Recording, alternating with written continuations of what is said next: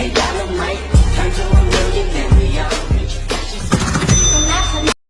Viewers, तो कैसे हैं आप सभी। आज मैं ले आया हूँ जुजिका नो रोकनिन की मांगा का एपिसोड नंबर 19, जिसके स्टार्टिंग में हमें दिखाया जाता है जुन को, जो हॉस्पिटल के कॉरिडोर में भाग रहा होता है और काकेरू को ढूंढ रहा होता है। जब वो पहुंचता है काकेरू के रूम में, तो वहाँ पे एक नर्स खड़ी रहती है और कहती है उरुमा-सान वो अभी सो रहा है, पर डॉक्टर ने कहा है वो रिकवरी के रोड पे है और वो जल्दी ही रिकवर हो जाएगा और ये बहुत ज़्यादा अच्छी न्यूज़ है, क्यों है ना। तो इस पे शुन कहता है काकेरू मैं बहुत ज़्यादा रिलीव हो चुका हूँ अब, मैं सच में, पर ये अच्छा रहेगा कि ये जल्दी से उठ जाए।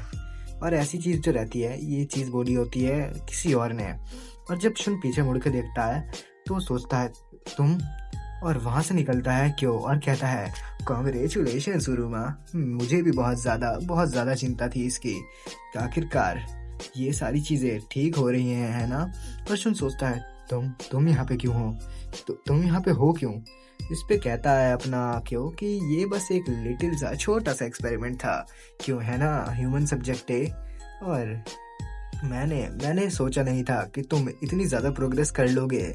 4 ग्रेव स्टोन्स, यानी तुमने 4 कब्रें तो पहले ही बना दी हैं। और हाँ, मैं बस यही कहूँगा कि तुमने मेरी पूरी की पूरी एक्सपेक्टेशंस को सक्सीड करा है, यानी कि तुम मेरे एक असली मास्टरपीस हो। और ऐसा बोल रहा होता है वो, जिसके बाद जो सुन रहता है वो कहता है कि क्या ये बोल क्या रहा है। और फिर शुन जो रहता है वो बहुत ज़्यादा गुस्से में भी रहता है, तो वो कहता है पर जो भी है, आखिरकार बस अब एक तुम ही बचे हो और मैं तुझे भी जान से मार दूंगा, समझ गए ना। इस पे जो क्यों रहता है वो कहता है हाँ, मुझे बहुत ज़्यादा हैरानी है इस बात पे कि मैं ही अकेला बचा हूँ। और वो शुन की तरफ हाथ बढ़ाने लग जाता है, जहाँ पे शुन की भी फट जाती है बिल्कुल, और उसका जो पूरा आसमान रहता है वो काला पड़ जाता है, क्योंकि उसको बहुत ज़्यादा डर लगता है क्यों से। और क्यों जैसे जैसे उसके पास हाथ लेके जा रहा होता है, शुन को बहुत सारी चीज़ें याद आने लग जाती हैं, कैसे कैसे करके जो क्यों था वो टॉर्चर करता था। और वो सारी की सारी चीज़ें जो भी क्यों ने टॉर्चर करा था शुन को, वो सारी की सारी चीज़ें शुन को अब याद आ रही होती हैं, और वो अपने हाथ पैर हिलाने लायक तक नहीं रहता। और जो क्यों रहता है वो शुन के गले पे अपना हाथ भी रख देता है, पर शुन इतना ज़्यादा डर जाता है कि वो अपने हाथ पैर भी नहीं हिला पाता। बस वो ऐसी कोशिश कर रहा होता है कि मैं किसी तरीके से क्यों का हाथ दूर कर दूं। और मैं सच बताऊं तो इसके मन में खाली डर बैठा हुआ है कि क्यों बहुत ज़्यादा ताकतवर है, बहुत ज़्यादा खतरनाक है और बहुत ज़्यादा हरामी है, मैं इसके सामने नहीं टिक सकता ऐसा करके। पर अगर शुन चाहता तो वो यहीं पे भी ख़त्म कर सकता था इसका खेल, और शुन बहुत ज़्यादा ताकतवर है इस टाइम पे भी इससे।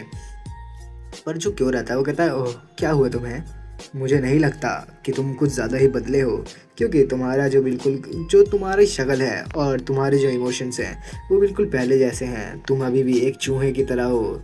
चलो बाद में मिलता हूँ मैं तुमसे, ह्यूमन सब्जेक्ट है, मैं अभी के लिए चल रहा हूँ। और हाँ, मैं बस तुमसे यही कहूँगा कि बाद में मैं तुमसे मज़े लेने वाला हूँ बहुत ज़्यादा। और वो बिना देखे सीधा जाने लग जाता है। शुन के दादाजी भी वहाँ पे आते हैं और पूछते हैं शुन से क्या क्या ये लड़का वही है। और जो शुन रहता है वो अभी भी पसीना पसीना हो रखा होता है, और उसके दादाजी पूछते हैं शुन क्या तुम ठीक हो, कुछ हुआ है क्या शुन शुन। और फिर जो शुन रहता है वो होश में तो आ जाता है, और जो उसका भाई रहता है उसका भाई भी होश में आ जाता है, जहाँ पे डॉक्टर बताता है कि इसकी ब्रेन एक्टिविटी बिल्कुल नॉर्मल है और इसकी कंडीशन पे कोई भी चिंता करने की ज़रूरत नहीं है तुम्हें। और हाँ, बस जितनी भी चीज़ें तुम्हें करनी है अभी वो बस यही है कि तुम इसका इंतज़ार करो कि कब ये चल पाता है, समझ गए ना तुम। तो तुम इसको ले जा सकते हो और कोशिश कर सकते हो कि ये चले, तो और व्हील चेयर पर अगर रहो तो ये ज़्यादा अच्छा रहेगा, समझ गए ना। तो जो शुन रहता है वो काकेरू को व्हील चेयर पर बैठा लेता है और कहता है कि उस सारी चीज़ों को हुए 4 साल हो चुके हैं और तुम 4 साल बाद यहाँ पे बाहर निकले हो। यहाँ की हवा ठंडी है ना काकेरू, और क्या तुम इस मैपल पेड़ के नीचे बैठना चाहते हो, मतलब मैपल ट्री के नीचे बैठना चाहते हो, या तुम इसे देखना चाहते हो। लो फिर चलो फिर हम यहीं पे रुक जाते हैं। और वो दोनों के दोनों उसी पेड़ के नीचे रुक जाते हैं। और शुन को भी वही बात याद आ रही होती है कि क्यों आके उसको धमका के गया था ह्यूमन सब्जेक्ट है बोल के। और जो काकेरू रहता है वो शुन को देखता है कि शुन बहुत ज़्यादा चिंता कर रहा है, तो काकेरू बोलने लग जाता है अचानक से। और ये चीज़ हमें पता नहीं थी, मतलब शुन को भी नहीं पता था कि काकेरू बोलता भी है। और जब वो छोटा था तब तो बोलता है था, पर अभी एक्सीडेंट के बाद ऐसा कुछ नहीं पता था कि वो बोल पाएगा ढंग से कि नहीं, क्योंकि वो चल भी नहीं पा रहा। तो जो काकेरू रहता है वो बोलता है कि क्या क्या कुछ हुआ है, क्या आप मुझे कुछ बताना चाहते हैं, और क्या सारी चीज़ें ठीक हैं। तो जो सुन रहता है वो कहता है क्या काकेरू तुमने क्या अभी बोला, क्या तुमने अभी बिल्कुल बोला है। तो जो काकेरू रहता है वो कहता है, आपका चेहरा, बड़े भाई क्या आप ठीक हैं? और क्या हुआ है आपको? तो जो सुन रहता है वो कहता है, काकेरू, भगवान का बहुत बहुत शुक्रिया। और वो रोने लग जाता है। जिस पे काकेरू पूछता है, आप रो क्यों रहे हो बड़े भाई? तो जो सुन रहता है वो कहता है, नहीं कुछ नहीं, ये दुख के आंसू नहीं है, मैं बहुत ज़्यादा खुश हूँ। तो जो काकेरू रहता है वो हंसते हुए बोलता है, अच्छा फिर तो ठीक है, और ऐसा बोल देता है वो। तो जो काकेरू रहता है तभी उसको एक कार दिखती है, वही सेम कार जिसमें उसका एक्सीडेंट हुआ था, और वैसे ही सेम। जिसको देख के जो रहता है काकेरू, वो कहता है, बड़े भाई, वो गाड़ी, वो तो अपनी गाड़ी जैसी लग रही है ना, मॉम डैड। और वो चिल्लाने लग जाता है बहुत ज़्यादा ज़ोर ज़ोर से, मॉम डैड, कहाँ है वो, कहाँ है वो? और जो सुन रहता है वो उसको जाके गले लगा लेता है और कहता है कि काकेरू, कोई बात नहीं, सारी चीज़ें ठीक हैं, तुम्हें टेंशन लेने की ज़रूरत नहीं है, सारी चीज़ें ठीक हैं। मैं अब जान से मार डालूंगा शिगोकू को, काकेरू के लिए जान से मार डालूंगा। और फिर वो काकेरू को लेके घर जाने लग जाता है। पर जाते जाते भी रास्ते में उसे वही चारों के चारों लोग मिलते हैं जो कि चमचे हैं शिगोकू क्यों के। और ये जो चारों हैं, ये लोग नज़र रख रहे होते हैं शुन के ऊपर ही। और इन चारों का नाम मुझे अभी ढंग से नहीं पता, पर जो ये पहला वाला है इसका नाम है अंदाओ, इस लड़की का नाम है मोमोकी, और ये जो दाढ़ी वाला बंदा है इसका नाम है मेगुल, और ये चौथे बंदे का नाम मुझे नहीं पता ढंग से। और ये चारों के चारों जो रहते हैं, ये चारों के चारों देख रहे होते हैं शुन को ही। जिसके बाद हमें दिखाया जाता है जो अपनी ओतो रहती है वो बैठी होती है और सोच रही होती है, हाँ, अनजाई भी गायब है और वो चारों के सारे बच्चे भी, मैं कुछ भी नहीं कर पा रही ना, वो मुझे अभी तक कहीं मिले। ये बहुत ज़्यादा बुरी खबर है, क्या करूँ मैं? काश कोई लड़का होता, मेरा बॉयफ्रेंड होता, और वो मुझे बहुत ज़्यादा प्रेज़ करता, मुझे थोड़ा सा तो बढ़ावा देता, मोटिवेशन देता। क्या करूँ? क्या मैं एक मैच मेकिंग ऐप ट्राई करूँ? पर क्या कर सकती हूँ मैं? चलो ट्राई कर लेती हूँ। उसके पास पैसा ना हो चाहे, बस उसका फेस भी ना हो चाहे, पर वो मेरे लिए एक अच्छा मैच होना चाहिए। हाँ, एक अच्छा मैच ही मुझे प्रेज़ कर सकता है अब। और ये है मेंटर डिएगो। और वो ऐसा सोच रही होती है कि क्या अब मुझे एक टेस्ट भी देना पड़ेगा यहाँ पे अपनी पर्सनैलिटी का, कि मैं कैसी हूँ, तभी मेरे को वैसे ही लड़का मिलेगा। और फिर वो टेस्ट भी देने लग जाती है जहाँ पे उससे क्वेश्चन पूछे जाते हैं कुछ, तो उनके जवाब दे देती है। जिसके बाद एक लड़का निकल के आता है जिसकी रेटिंग रहती है 2 मिलियन। और 2 मिलियन की रेटिंग देख के जो रहती है वो बहुत ज़्यादा हैरान हो जाती है और कहती है, क्या, ये तो बहुत ज़्यादा है, और ये हैंडसम भी है, और इसकी इनकम भी बहुत हाई है, और ये एजुकेटेड भी है। क्या क्या कोई ऐसा ऐसा दुनिया में एग्जिस्ट भी करता है? नहीं, ऐसा नहीं हो सकता, ऐसे तो हो ही नहीं सकता। ये एक ऐप है ना, ये इम्पॉसिबल है, मुझे पता है, नहीं ये इम्पॉसिबल है। और फिर अगले सीन में ये सच में पहुंच जाती है उसी लड़के से मिलने और कहती है, नाइस टू मीट यू, मेरा नाम है ओतो तोमोको, और मुझे माफ़ करना मैं लेट आई हूँ, पर मेरी आदत है थोड़ी ऐसी। तो जो लड़का रहता है वो कहता है, नहीं कोई बात नहीं, इससे कोई दिक्कत नहीं मुझे, मैं बहुत ज़्यादा खुश हुआ तुमसे मिलके, मेरा नाम है ताकाबायाशी ताकाबायाशी नाम है मेरा, और तुम बहुत ज़्यादा सुंदर लग रही हो, तुम्हारी प्रोफाइल पिक्चर से तो बहुत ही ज़्यादा। और ये जो ओतो रहता है इसका प्रेस मीटर हमें दिखाया जा रहा होता है साइड में, देख लो तुम भी देख लो, जो कि अभी धीरे से थोड़ा सा बढ़ चुका होता है। और जो रहती है ओतो वो कहती है, चलो ना, तुम कैसे कर रहे हो, तुम कैसी बातें कर रहे हो, ये छोड़ो इन सारी चीज़ों को। पर जो वो लड़का रहता है यानी कि या ताकायाबाशी, मैं इसको खाली हैंडसम वाला बंदा बोल दूंगा, मेरे को इसका नाम याद नहीं रहने वाला, मुझे वैसे भी लोगों के नाम याद नहीं रहते हैं। तो ये जो हैंडसम बंदा रहता है कहता है कि मेरा ऐसा कुछ मतलब नहीं था, पर तुम सच में बहुत ज़्यादा सुंदर हो। और जो रहती है वो कहती है, वो ये तो बहुत ज़्यादा अच्छा आदमी है।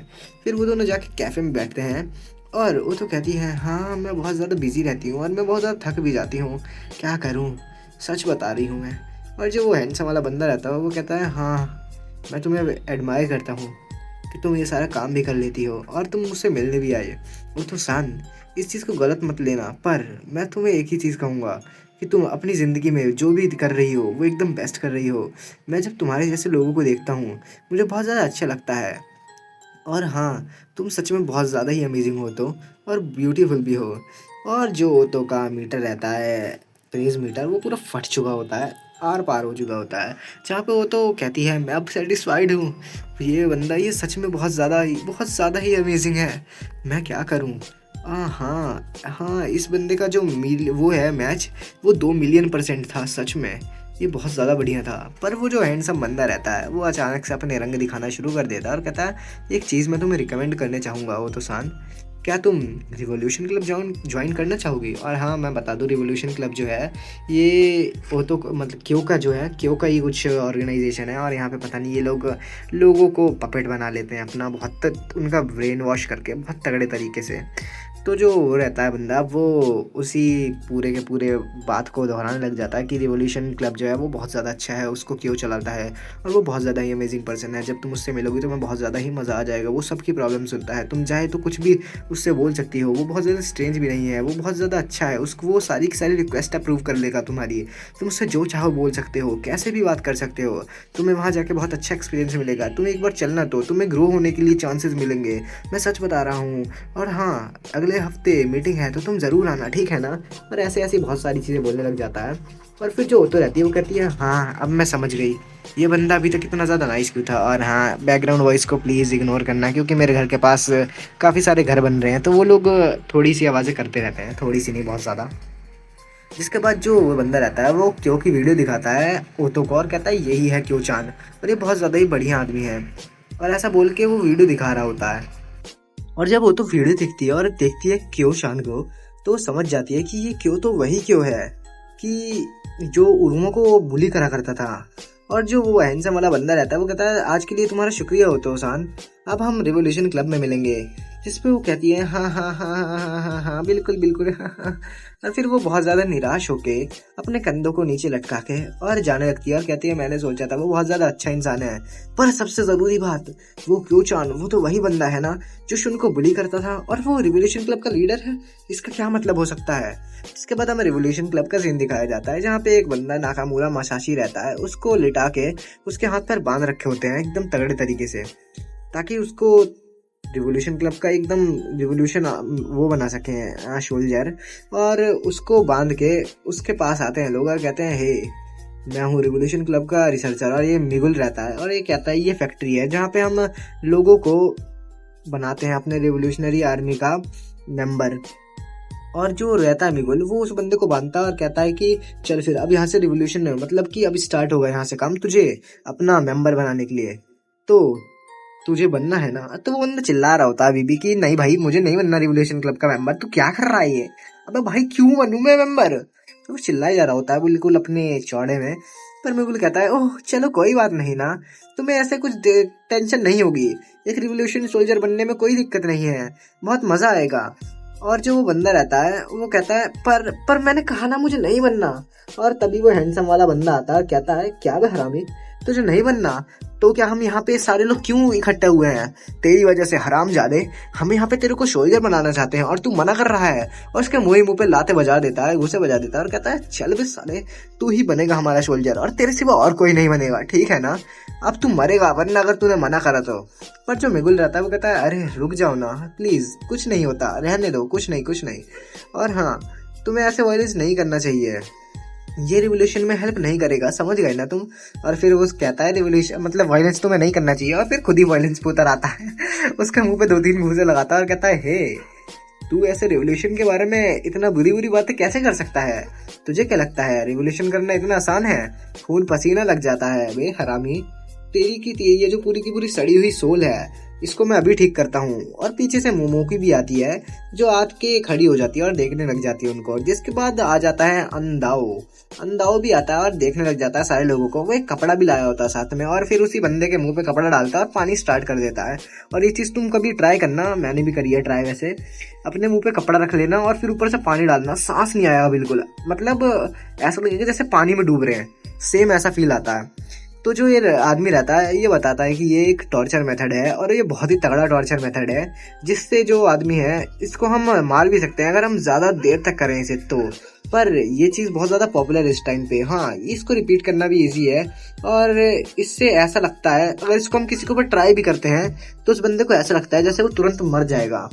तो ऐसा सब बता रहा होता है। और जिसके बाद वो जो बंदा रहता है उसकी हालत ख़राब होना शुरू हो जाती है और एक्सप्लेन करता जा रहा होता है अंदर कि ये जो पानी है ये ऊपर डालते हैं और थोड़ा टाइम जब हो जाएगा तो बंदे की जो नाक और मुंह है उससे पानी अंदर जाने लग जाएगा और लंग्स में भर जाएगा। और वो जो बंदा रहता है वो भी चिल्ला रहा होता है, मैं मर रहा हूँ, मैं मर रहा हूँ। और फिर वो हिलना डुलना बंद कर देता है। जिसके बाद जब वो हिलना डुलना बंद कर देता है तो सारे लोगों को लगता है कि वो मर गया। पर ऐसा कुछ भी नहीं होता। जब उसके मुंह से वो बोरा हटाया जाता है यानी कपड़ा हटाया जाता है, तब वो जिंदा होता है और वो चिल्लाने लग जाता है, तुम्हारा बहुत बहुत शुक्रिया, अब मैं रिवोल्यूशन कंप्लीट हो चुका है, मुझे बहुत ज्यादा अच्छा लग रहा है, और हाँ ये रिवोल्यूशन सोल्जर बन चुका है अब। जिसके बाद हमें दिखाया जाता है अंधा उठता और कहता है कि मैं जा रहा हूँ, मुझे काम है। तो वो सारे लोग पूछते हैं कहाँ जा रहा है, तो बताता है जहाँ पे उरुमा है वहीं जा रहा हूँ। और उरुमा एक रेलवे स्टेशन पे नहीं, रेल में ही बैठा होता है यानी कि ट्रेन में बैठा होता है, और वो सोच रहा होता है क्यों की बात, और सोच रहा होता है कि मैं क्या करूँ, मुझे नहीं पता मैं ये सारी चीजें कैसे संभालूं, पर मुझे एक प्लान की जरूरत है, वरना अगर मैं पकड़ा गया ऐसे तो मुझे बहुत ज्यादा दिक्कत हो जाएगी, पर मुझे उसको मारना ही है इससे पहले कि वो काकेरू को ढूंढ ले। पर जब वो घर जाता है तो उसे काकेरू नहीं दिखता और उसको खून की कुछ बूंदें दिखती हैं। जिसके बाद वो भागते हुए जाता है हॉस्पिटल, और वो उसको वहां पे सबसे पूछता है कि काकेरू कहाँ है, काकेरू कहाँ है। तो नर्स बताती है वो अपने वहीं पे होगा जहाँ रहता है कमरे में, और कहाँ होगा। पर जब वो लोग वहां जाते हैं तो वहाँ पे ब्लैंकेट छोटा सा लग रहा होता है, यानी कि लग नहीं रहा होता कि कोई लड़का लेटा है यहाँ पे। और शुन भी सोच रहा होता है क्या हो रहा है यहाँ।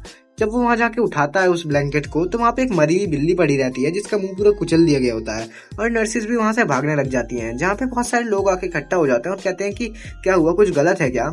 और जिसके बाद अभी सोच रहा होता है शुन कि ये सारी की सारी चीजें शिगोकू ने ही करी हैं, इसमें कोई डाउट तो है ही नहीं, पर अब मैं क्या करूँ। और पीछे से मोमोकी आती है और कहती है हे तुमने इनविटेशन देखा। तो शुन कहता है कौन सा इनविटेशन और तू कौन है। तो वो बताती है क्यों तुम्हें बुला रहा है। जिसके बाद वो लोग शुन को एक गाड़ी में बैठा के ले जाते हैं उसी एलिमेंट्री स्कूल में जहाँ पे ये सारी सारी चीजें स्टार्ट हुई थी, हाशिदा एलिमेंट्री।